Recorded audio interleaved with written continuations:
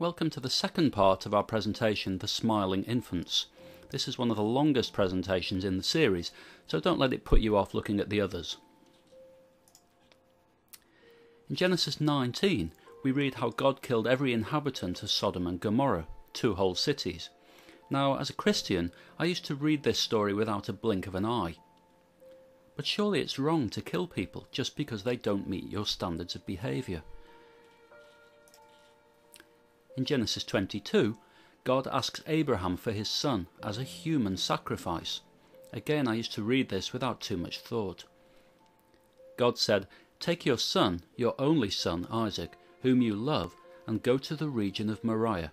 Sacrifice him there as a burnt offering." What would you say if someone asked you to murder your own child? Abraham surely fails this test by agreeing. Here God comes across as an insecure, power-crazed manipulator, toying with the lives and emotions of his subjects. Now, was Herod evil? Herod is the king who, in the New Testament, in Matthew's Gospel, committed the massacre of the innocents.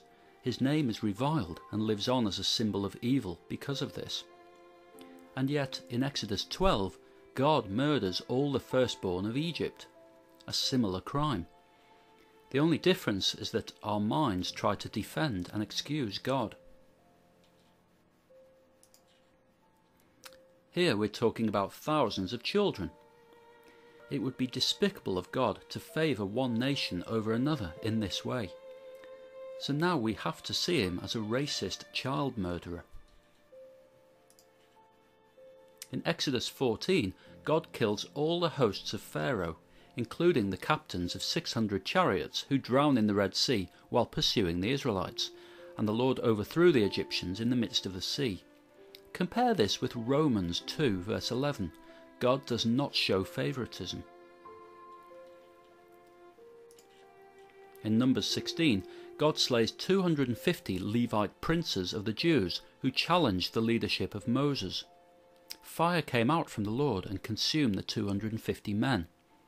Now, God would have killed the whole congregation if Moses hadn't pointed out the injustice of such a course of action. Owing to Moses' plea for sanity, the Lord repented somewhat and decided to be compassionate.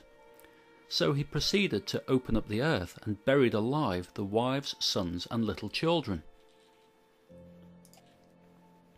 Later in Numbers 16, 14,700 Jews are eradicated in a plague because they rebelled against Moses after the killing of the 250 princes.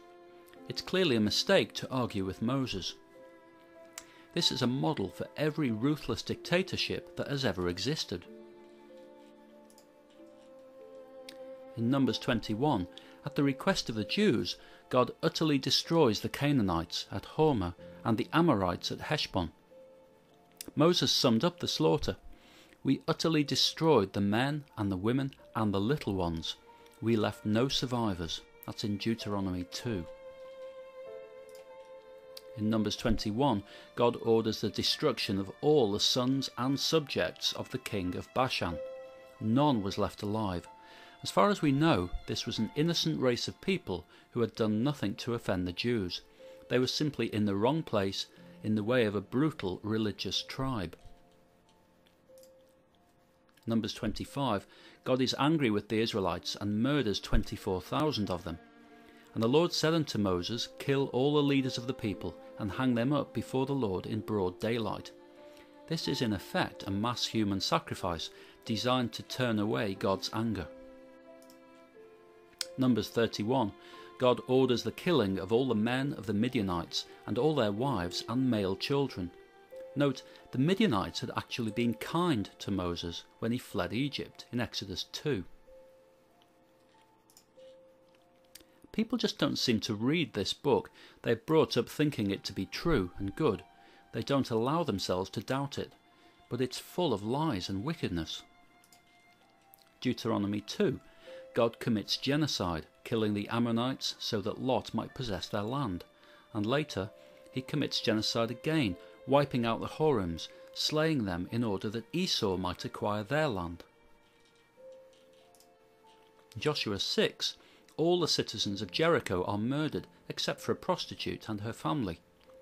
Hundreds of babies, embryos and toddlers are not considered worthy of saving, and they utterly destroyed all in the city, man and woman, young and old, and ox, with the edge of the sword. Joshua 8, at the city of Ai, all of the men, women and children, 12,000 in all, are exterminated, and the city burned, in an ambush directed by God. Joshua and his men smote them with the edge of the sword. It's no excuse to say the Hebrews were at war. This was not a war. It was an unprovoked attack whose only motivation was that their God had told them the land belonged to them. Joshua 10.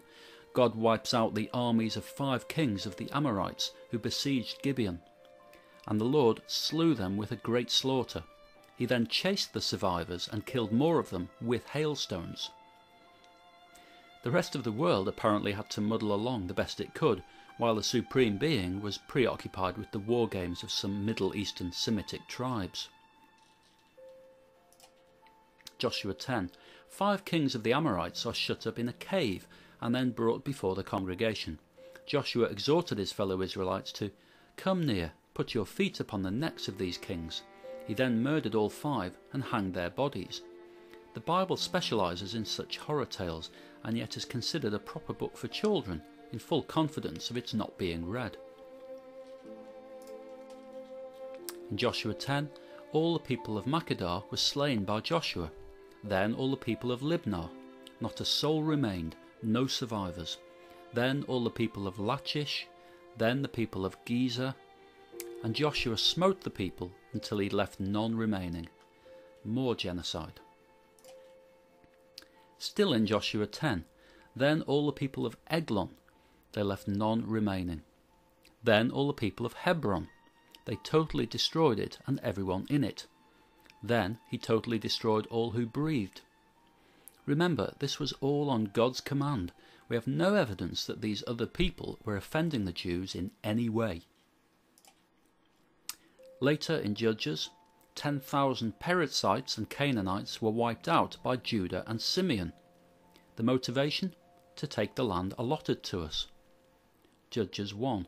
The inhabitants of 4 cities, Zephath, Gaza, Akelon and Ekron, were exterminated, and the Lord was with Judah. Here at last is a bit of light relief.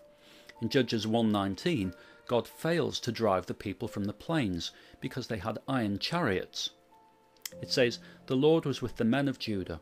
They were unable to drive the people from the plains because they had iron chariots. So much for God being all-powerful and almighty. In the third part, we'll look at some final examples of the Christian God's behaviour. Even one of these stories should make people think twice before worshipping this particular being, and as you can see, there are hundreds of such stories.